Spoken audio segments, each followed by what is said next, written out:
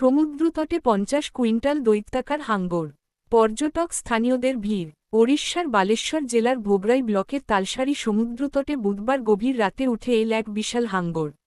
পশ্চিমবঙ্গের পূর্ব মেদিনীপুর জেলার দীঘার পার্শ্ববর্তী অঞ্চল।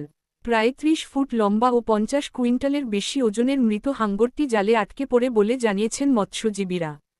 5 মৎস্যজীবী ভুটুভুটিতে চড়ে মাছ ধরতে গিয়ে উপকূল থেকে 7 কিলোমিটার দূরে এই দৈত্যাকার মাছটি জালে ওঠে। ভারের কারণে উপকূল পর্যন্ত সম্পূর্ণ টেনে আনা সম্ভব হয়নি। পরে শতাধিক স্থানীয় মানুষ চেষ্টা করেও তীরে তুলতে পারেননি।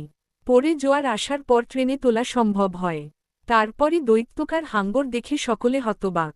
ঘটনাস্থলে ভিড় করেন পর্যটক ও স্থানীয় বাসিন্দারা। মোবাইলে ছবি ভিডিও তোলার হিড়িক পড়ে যায়।